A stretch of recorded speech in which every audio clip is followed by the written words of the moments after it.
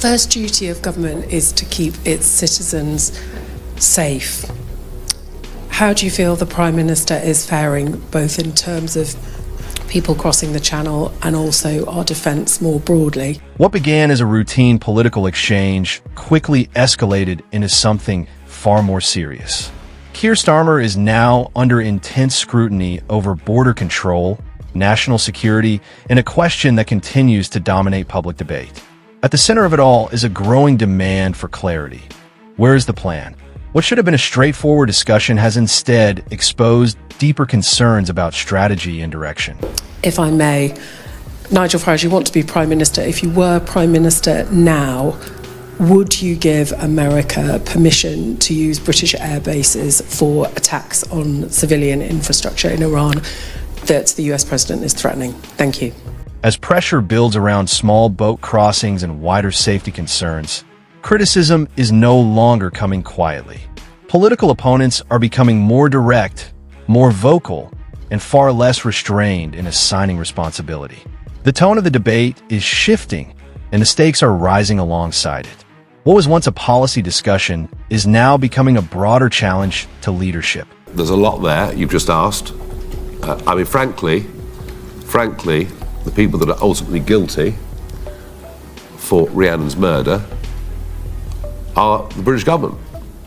It's the British government who, despite massive public demand for something to be done, have seen absolutely nothing done.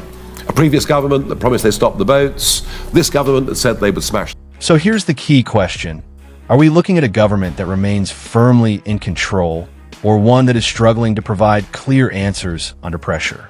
The moment you're about to see goes straight to the core of one of the UK's most pressing issues.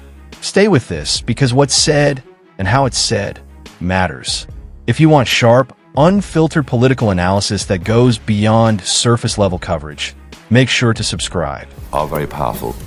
Who next? And there is nothing being done to change any of this.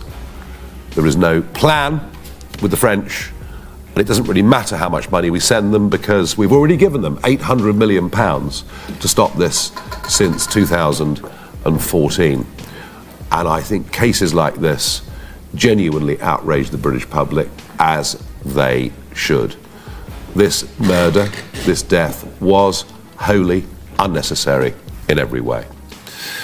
I'm going to open up now for questions on this subject and on any other, starting with Catherine Forster from GB News. Thank you. The first duty of government is to keep its citizens safe.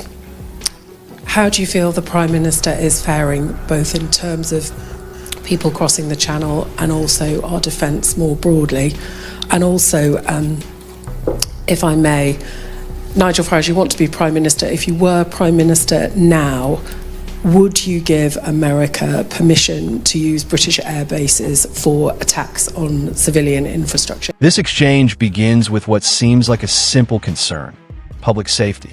But listen carefully, because it doesn't stay there for long. The conversation escalates quickly, and the tone shifts in a way that reveals just how intense the pressure has become. This is where political debate starts to feel more personal than procedural. In Iran that the US President is threatening. Thank you. There's a lot there you've just asked.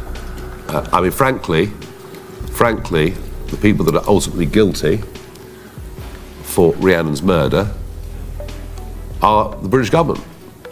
It's the British government who, despite massive public demand for something to be done, have seen absolutely nothing done.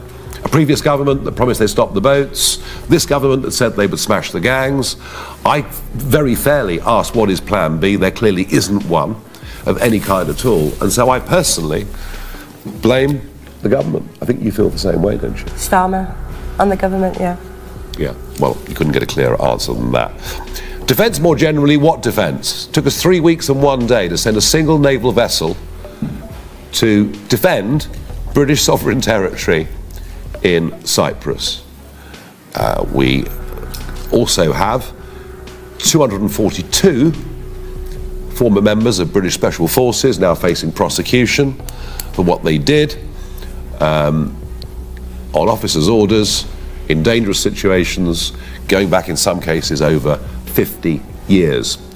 Massive recruitment problems right throughout the armed forces, and a Prime Minister who himself has been directly engaged in the prosecution of former British servicemen and servicewomen.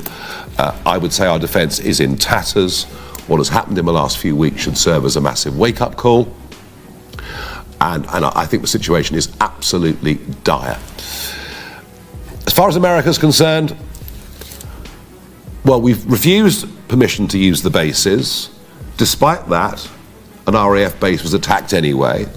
Then the Prime Minister U-turned and said the Americans could use the bases, but for defensive purposes, whatever that in a situation of war may mean.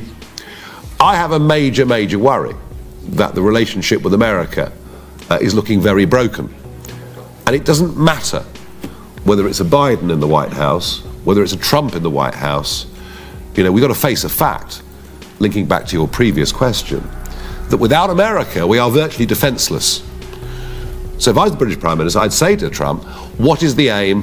What is the objective? What is the end game? What is the way out? And provided I receive satisfactory answers to those questions, I would say the continued use of our bases was the right thing to do. I think for us to finish up, breaking the alliance with America would put this country in very grave peril.